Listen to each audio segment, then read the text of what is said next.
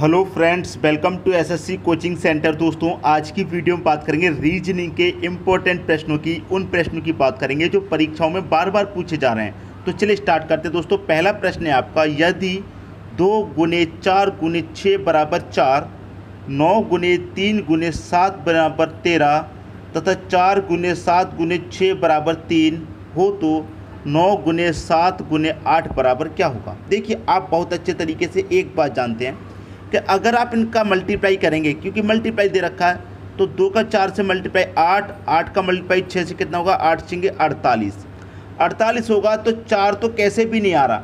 अगर आप 48 को लिखेंगे, 48 में लिखेंगे तो इकाई अंक यहाँ पर 8 आ रहा है, 4 भी तो नहीं आ रहा है। ठीक है दोस्तों, आप बोलेंगे पहली संख्या 4 आ रही है, तो इतने का आप मल्टीप्लाई करेंगे तो पहली संख्या आएगी आपकी 13।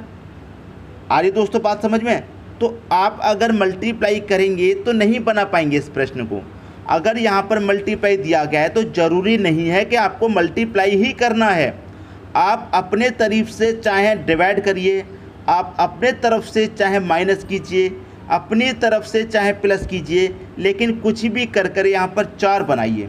लेकिन एक बात याद रखना कि जो लॉजिक आपने यहाँ लगाया है इसको 4 बनाने में, वही लॉजिक से आपका 13 आना चाहिए और वही लॉजिक से आपका ये 3 आना चाहिए और उसी लॉजिक से ये वाली संख्या मिलेगी।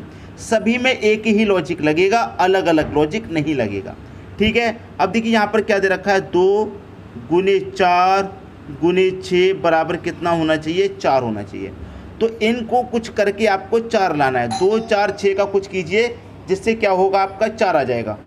2 4 6 को कुछ करके आपको दोस्तों 4 बनाना है, ये बात आप जानते हैं। तो कुछ भी कीजिए, माइनस करना पड़े माइनस कीजिए, गुना करना पड़े गुना कीजिए, डिवाइड करना पड़े डिवाइड कीजिए, कुछ भी कीजिए, 4 बनाइए। देखिए अब मैं यहाँ पर 4 कैसे बनाऊँगा। देखिए यहाँ पर मैं क्या करूँ, ये जो पहली संख्या है 2, ठीक है, ये जो पहली संख्या है 2 और ये जो लास्ट वाली संख्या है 6।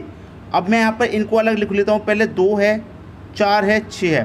पहली संख्या 2 और लास्ट वाली संख्या अगर मैं दोनों को जोड़ दूंगा तो 2 और 6 कितना हो जाएगा, आप कहेंगे सर 8 हो जाएगा। 8 हो जाएगा। 8 में से इस 20 वाली संख्या 4 को घटा दूंगा तो कितना बचेगा, 4 ही तो बचेगा।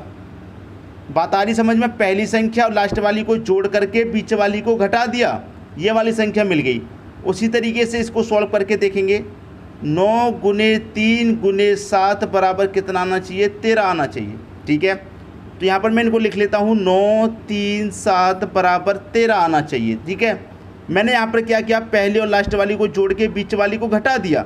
यहाँ भी वही करूँगा, पहले और लास्ट वाली को जोड़ के बीच वाली को घटा दूंगा तो 9 और 7 16 होता है। 16 में से बीच वाली 3 को घटा दूंगा तो 16 में से 3 जाएगा 13 ही तो मिलेगा आपको।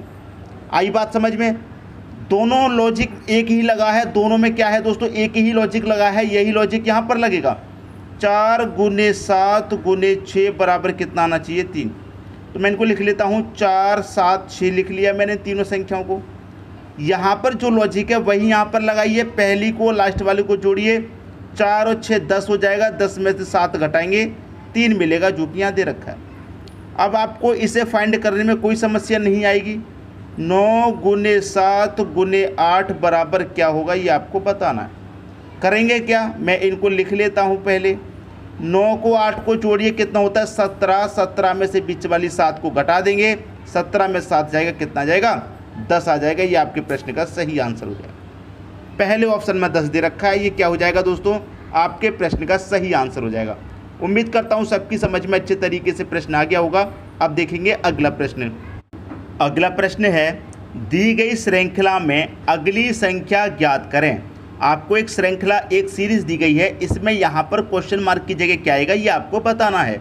ठीक है, अब देखिए यहाँ पर संख्या है कैसी, लगातार बढ़ रही हैं या बढ़ के घट रही है, घट के बढ़ रही है। यहाँ पर देखेंगे 9 से हुआ 10, क्या हुआ, 1 बढ़ गया। ठीक है, 10 से हुआ 13, क्या हो गया, 3 बढ़ गया। 13 से हो गया 22, क्या हो गया, 9 बढ़ गया। 22 से हो गया 49, 22 से 49 हो गया, आप कहेंगे सर 27 बढ़ गया। तो 49 में यहाँ पर कितना बढ़ेगा कि ये क्वेश्चन मार्क वाली संख्या मिलेगी आपको। ठीक है, कितना बढ़ाएं, यहाँ 1 बढ़ाया, यहाँ पर 3 बढ़ाया, यहाँ पर 9, यहाँ पर 27, तो यहाँ पर हम कितना बढ़ाएंगे। देखिए ये तो हो गया फर्स्ट डिफ्रेंशिएशन आपका। अब इसमें करेंगे अगर आप डबल, तो देखिए 1 से हो गया 3, तो 1 का मल्टीप्लाई आप 3 से करेंगे तो 3 मिलेगा। 3 से हो रहा है 9, 3 का मल्टीप्लाई आप 3 से करेंगे तो 9 मिलेगा। यहाँ हो रहा है 27, 9 का मल्टीप्लाई 3 से करेंगे तो 27। तो क्या हो रहा है दोस्तों, मल्टीप्लाई 3 हो रहा है। 1 का मल्टीप्लाई 3 से किया 3 बड़ा यहाँ पर, 3 का मल्टीप्लाई 3 से किया 9 बड़ा यहाँ पर, 9 का मल्टीप्लाई 3 से किया 27 बड़ा यहाँ पर। अब 27 का मल्टीप्लाई मैं 3 से करूँगा तो 27 तरीक का कितना होता है, 81 होता है। तो यहाँ पर कितना बढ़ेगा, 81 बढ़ेगा। 1 का मल्टीप्लाई 3 से किया 3 बड़ा, 3 का मल्टीप्लाई 3 से किया 9 बड़ा, 9 का मल्टीप्लाई 3 से किया 27 बड़ा। तो 27 का मल्टीप्लाई 3 से करेंगे तो कितना बढ़ेगा, 81 बढ़ेगा। 49 में 81 अगर आप जोड़ देंगे तो आपको पता चल जाएगा कितना हो जाएगा, यहाँ पर क्वेश्चन मार्क की जगह 130 हो जाएगा। ये आपके प्रश्न का बिल्कुल सही आंसर हो जाएगा।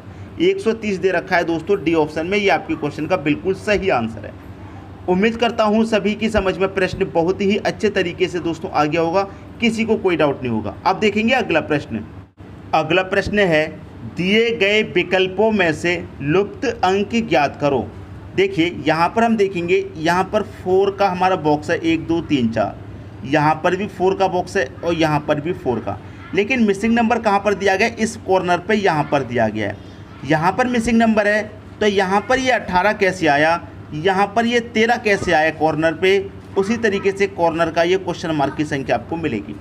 तो यहाँ पर 13 कैसे आया, ये 13 आपको किन संख्याओं से बनाना है, बची हुई 3 संख्याओं से बनाना है, 2 4 5 से। ठीक है, तो 2 4 5 होकर मैं जोड़ूंगा, 2 और 4 6, 6 5 11 होता है, 13 नहीं होता। ठीक है, अब देखिए अगर मैं ऐसा करूं कि इनका जोड़ करने से 11 आया, 2 अपनी तरफ से जोड़ दूंगा 13, तो यहाँ पर 3 और 4 7, 7 और 6 कितना हो जाएगा दोस्तों 13, और यहाँ पर फिर 2 जोड़ूंगा अपनी तरफ से तब 15 होगा, 18 नहीं हो रहा। ठीक है, तो कुछ ना कुछ लॉजिक फिर भी लगाना है जिससे कि आपको 13 मिलेगा। देखिए जोड़ करके तो नहीं बनना, तो हो सकता है मल्टीप्लाई करने से बनेगा। ठीक है, तो मैं क्या करूं, 5 का मल्टीप्लाई 2 से करूंगा 10, 10 का मल्टीप्लाई 4 से करूंगा 40 हो जाएगा। तो तीनों संख्याओं का मल्टीप्लाई करने से नहीं बनेगा क्योंकि बहुत ज़्यादा संख्या जा रही है।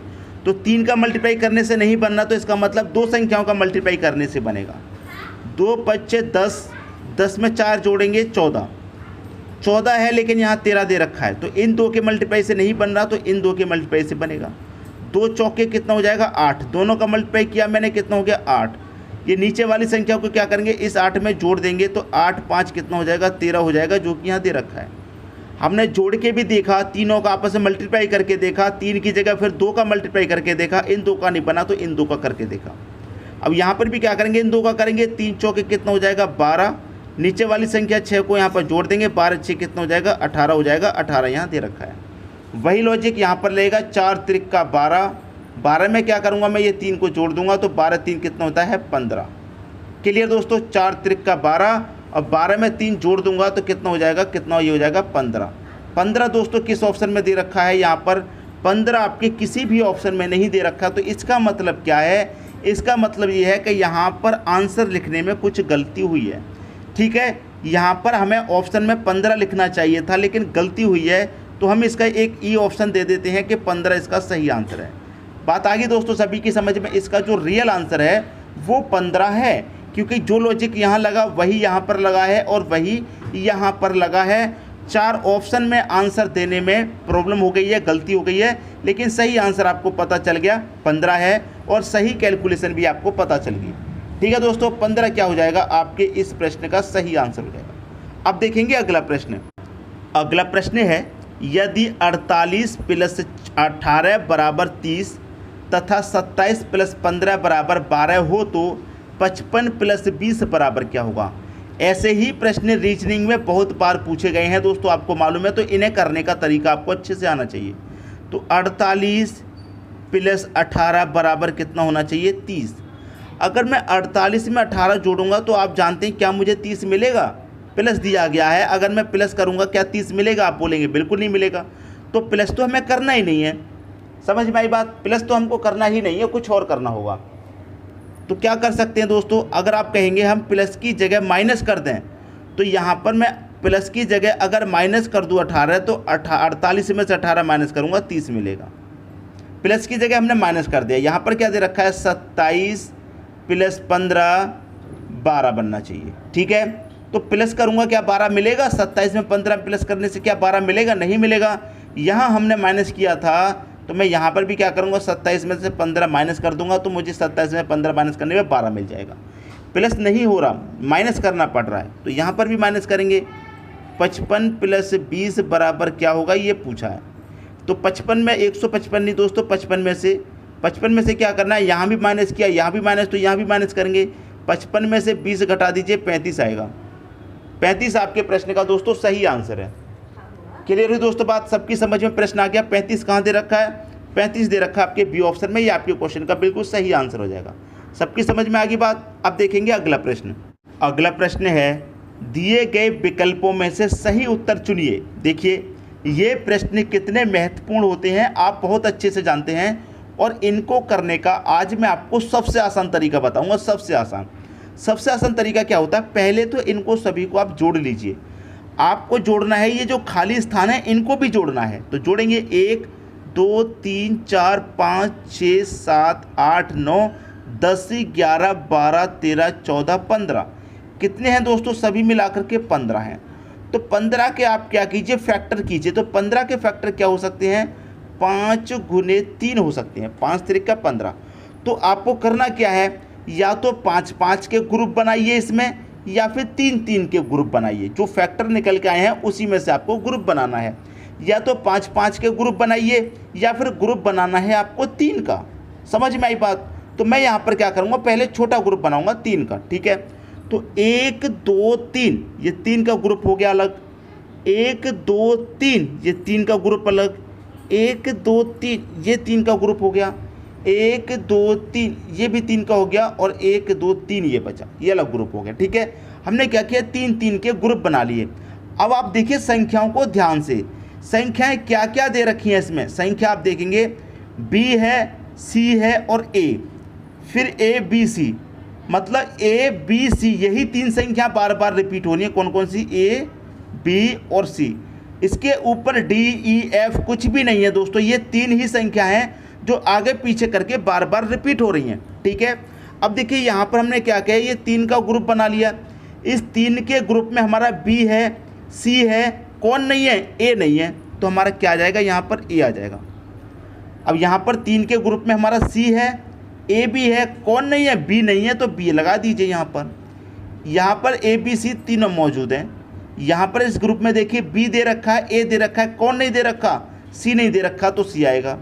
यहाँ A दे रखा है, B दे रखा है, कौन नहीं दे रखा, C नहीं दे रखा, तो C आएगा। तो हमने क्या किया, ऐड किया, A ऐड किया, फिर B ऐड किया, फिर C ऐड किया, और फिर से लास्ट में C ऐड किया। तो हमारा आंसर क्या बना, A B C C। A B C C D option में दे रखा है, ये आपके प्रश्न का बिल्कुल सही आंसर हो जाएगा बिना किसी डाउट के। उम्मीद करता हूँ प्रश्न आप सभी को बहुत अच्छे तरीके से दोस्तों समझ में आ गया होगा।